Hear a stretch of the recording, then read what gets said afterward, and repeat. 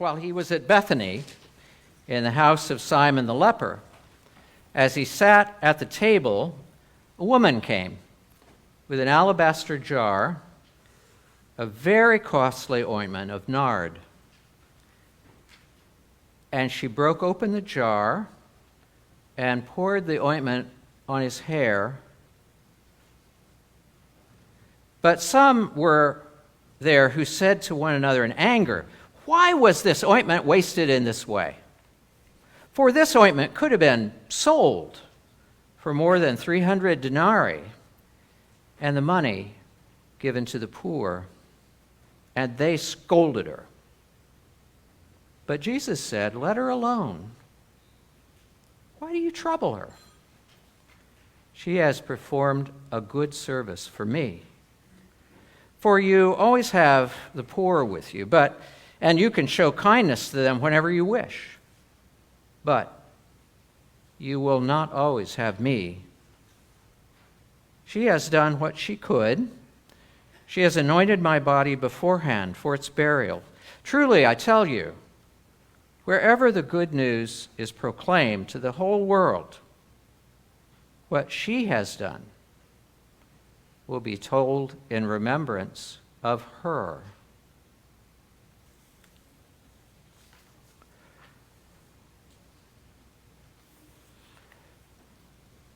Ziad is a 35-year-old Palestinian journalist who's regularly reported on her activities in Gaza ever since the war between Hamas and Israel began last fall. Her articles have been in the Guardian newspaper. In one of her stories, she tells how she's gone inside this bombed-out apartment building, to see if there's still anyone living in it. And she writes, "I walk into a room when I hear a family talking nearby. I find them. The oldest granddaughter has been suffering from a terrible toothache. Pharmacists in Gaza now only give customers 1 or 2 pain medications to ensure they have some left for other people who may come in with a really severe need. So whatever the family has been given for their granddaughter is too little for her pain. No clinics are working, the grandfather tells me. There are no doctors working these days. What should we do for her pain?" I feel sorry for the girl and her parents and her grandparents who can't help relieve her suffering. And I can't stop thinking about all the many children with much more serious problems whose parents can't reduce their pain either. Then I remember when I walked past one of the shops on the nearby street, I saw a piece of paper stuck on the door. It said that in urgent cases of tooth pain, the doctor is available, and I'd taken a picture of it. So I check my phone, I pull it up, and give the father the number. He is surprised.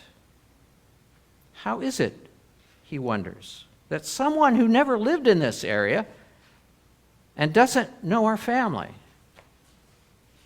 stops to help? He thanks me as he runs off to call the doctor.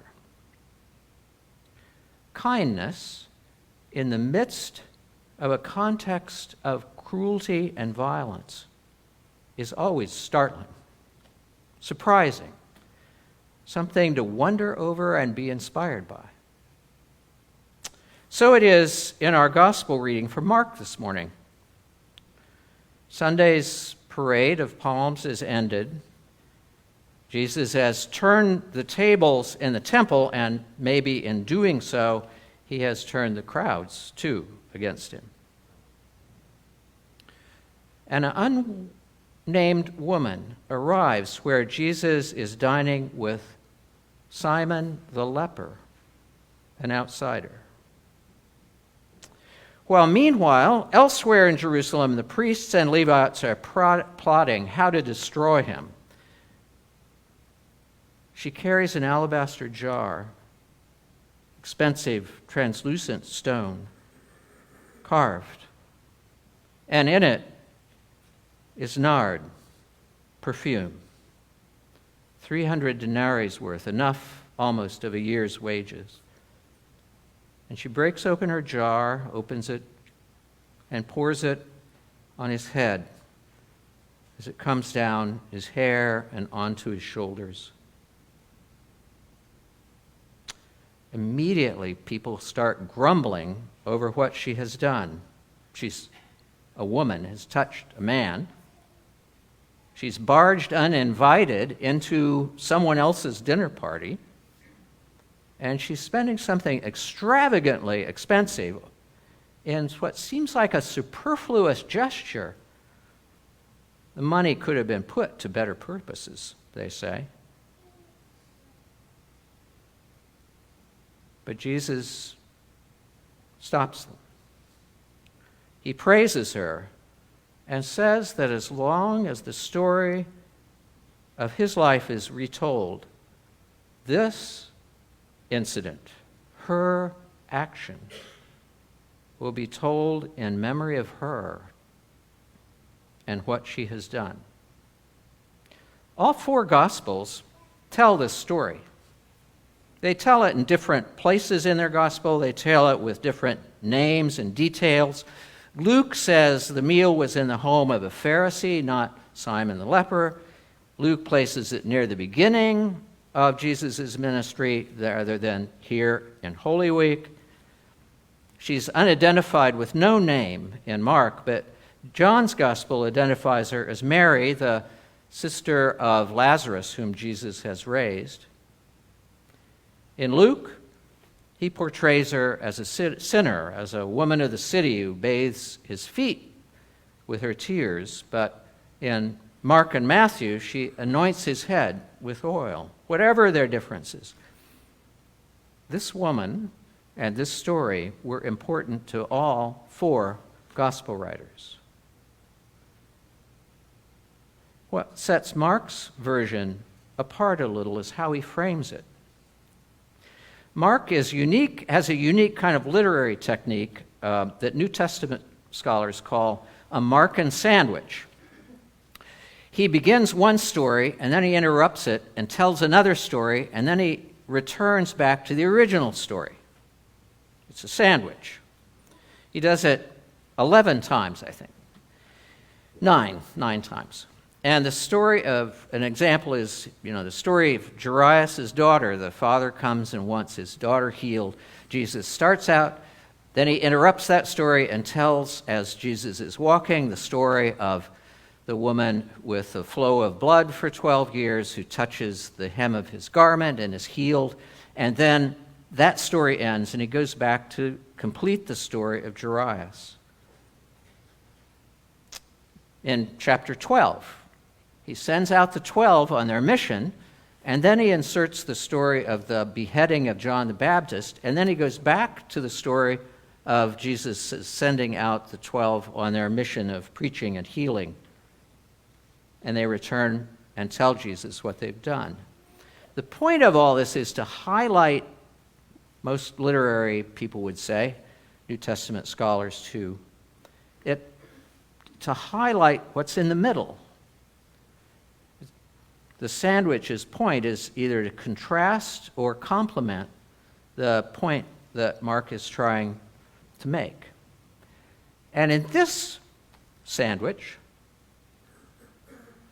kindness is in the middle, surrounded by cruelty on both sides. On one side, the priests and Levites are plotting murder. On the other side stands Judas' cruel betrayal. The disciples of Jesus, someone once said to me, should be called the disciples, because they don't usually get what Jesus is doing or saying, Interestingly enough, it's often the nameless ones in the Gospels who seem to understand and actually do what is required. The nameless demoniac healed at Gerasene that wants to follow Jesus. The women at the foot of the cross. Simon of Cyrene, who carries the cross when Jesus stumbles. None of them are part of that inner circle of 12. Some of these others that are out on the fringes, like Simon of Cyrene or Joseph of Arimathea or Nicodemus, they're named, but they're clearly not part of the inner circle. This woman is one of them. This nameless woman, whose name is never given, with her alabaster jar.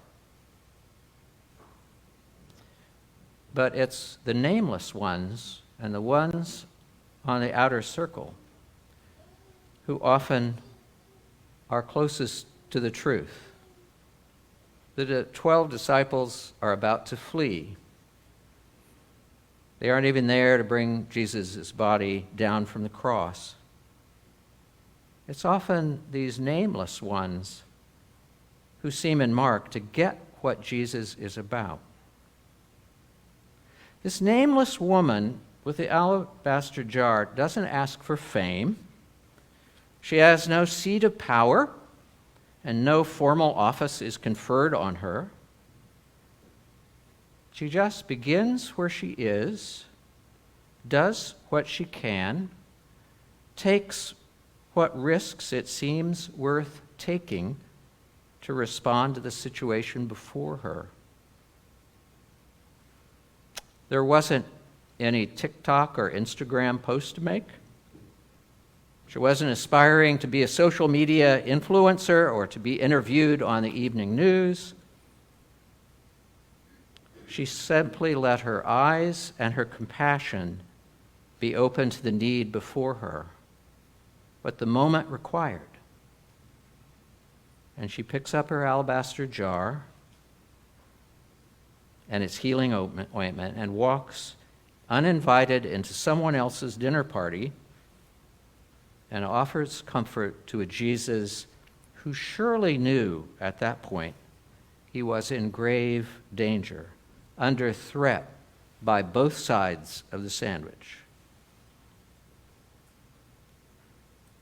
And she does it, even though instead of earning her praise from all those around the table with Jesus, they do nothing but criticize her and grumble over what she's done.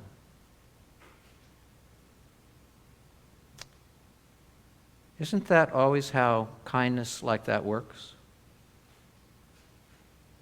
You wonder if a few days later, hanging on the cross, Jesus remembers her as he asks us to remember her. Did the fragrance of the nard linger on his shoulders where Roman whips had lacerated his skin?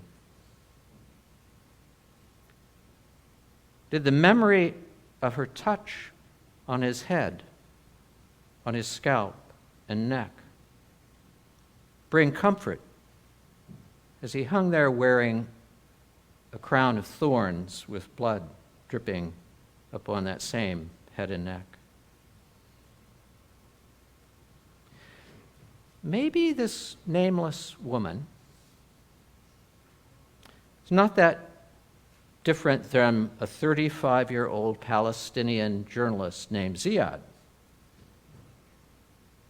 walking amid the human carnage of Gaza, who sees a teenager with a toothache and parents who feel helpless to relieve her pain. And she stops to help. Ziad, the nameless woman in Matthew with the alabaster jar, they do what they can. And perhaps Jesus calls both of their gestures what they are: kindness filled with beauty. Both women do what they can with what they have. They respond without hesitation to what the moment immediately before them requires of them. We know Ziad's name. We don't know the woman's name who broke into Simon's dinner party. Maybe those around that table at Simon the leper's home, in spite of Jesus saying, "Remember this woman and what she did," they couldn't even remember her name. She doesn't expect them to. She wasn't there for recognition or fame, or to have others tell her what a good person she was. She asks only one thing of us these many centuries later: that we too act with kindness out of the abundance of our hearts, giving what we can when the situation calls for a response, not worrying always how it looks or how others will think about it or say to one another about it. We respond with kindness and compassion when it's required, despite the cruelty around it. And that is how we keep alive the memory of her, by doing what she did, doing something beautiful and caring. Amen.